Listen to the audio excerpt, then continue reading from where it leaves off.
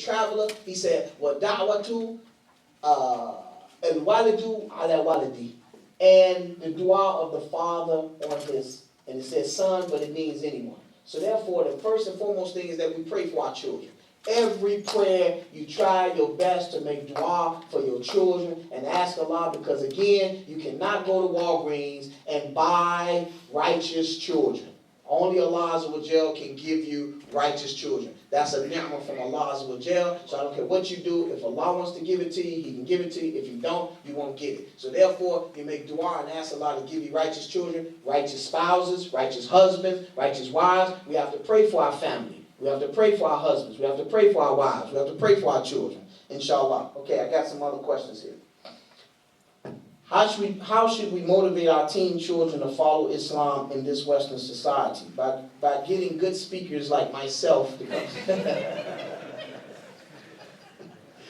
No, by getting people who have a lot more intrinsic knowledge and understanding of this society. Okay, because there are people who are qualified that have lived here enough to where they have an understanding sometimes. Because this is what's happening a lot of times with the youth, is that the communication. Some of us come from different places in the world, and then we haven't been raised up here, so therefore sometimes there's a communication gap. That's a reality. It happens like that. So therefore you have other people that's qualified to come, and you have to have them in your community, and you have to play and interact, and so these things are very important. That you have to have people that know and understand the mindset of the children in this day and time. Wallahi, I went out to Milwaukee. They invited me out there to interview for a job. They just stuck me into a class and saw how I would do. So as I was talking to the children, I'm speaking about things that that the parents didn't understand what I was talking about, but the children understood. So when I told them about 50 Cent, all the kids laughing or whatever, 50 Cent is a singer. But when I told the children, they said, I told the parents, they was like, now, what was the math, the 50 cents? What is that? I was like, no, that was not about money. He said, because we're going to pay you. No. It's a singer, it's a rapper. So they didn't have any idea what I was talking about. So the children were very happy to hear, man, somebody understands us, and that's a reality. Now, I'm sorry. Oh, I'm not too tall. No. Jazakallah khairan. What is the best, again, just to kind of reiterate on that question, to motivate the team, just keep trying. Never give up regarding your children. And then try to have activities of recreation. It's very important. Talk to your imam, talk to your leaders, talk to your administration. Brainstorm and come up with activities to keep the children in an Islamic environment, but also having fun at the same time. It's hard work. You got to put some work in.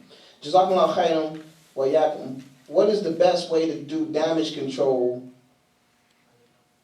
What is the best way to do damage control with youth who weren't raised in a good environment from childhood, like families who are recently becoming religious?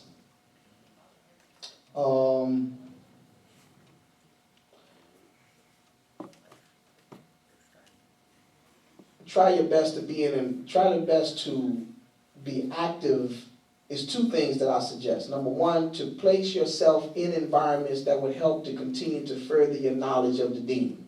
Okay, because you are not going to be able to be a good Muslim and raise up a good Islamic household if you're ignorant to the religion. Okay, so therefore, everyone has a responsibility to perpetuate their learning. You have to ascertain knowledge.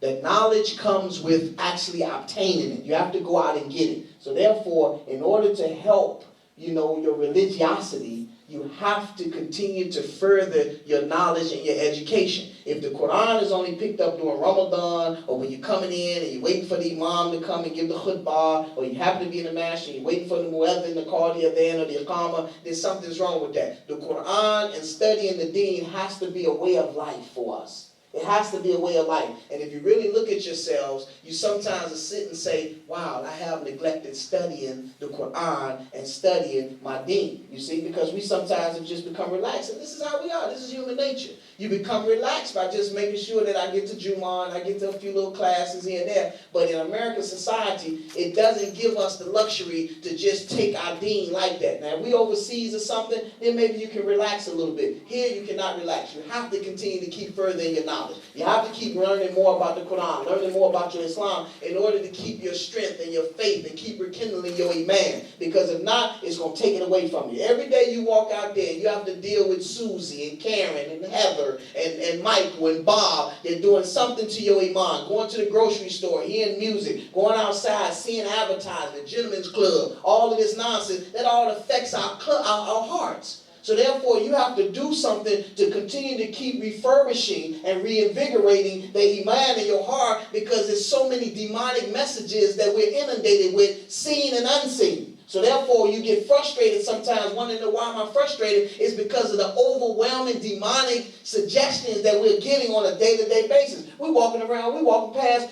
crazy people, homosexuals, and all this type of stuff. That stuff has an effect on us. So therefore, you have to go back to the Quran, find time for yourself, and go into the book of Allah to continue to keep refurbishing your Iman. It's very important. Huh? 2 minutes? I'll take 2 minutes to read the question. Do you think medical, engineering, or business students are corrupt? Some are, some not. You know, I mean, we need engineers, we need all of those. You know, but even with those fields, it requires us to even be knowledgeable of Islam. You should be a knowledgeable engineer. You should be a knowledgeable of Islam.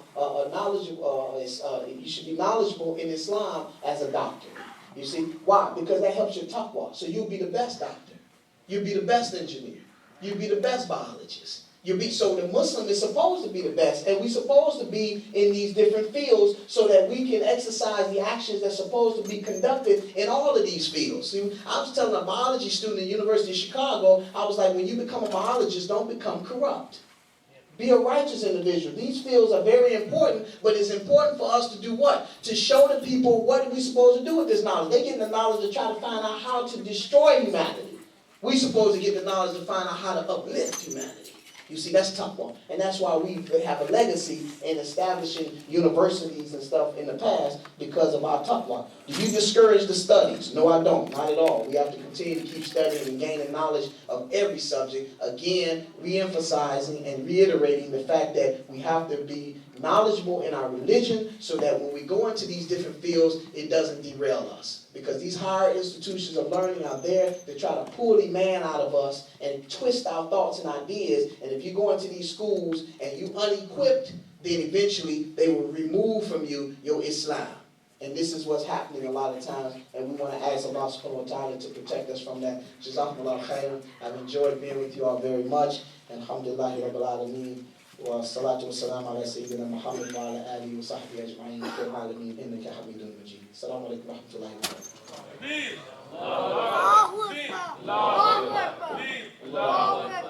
Jazakallah khair, brother Imam Madyun, so Sheikh Madyun.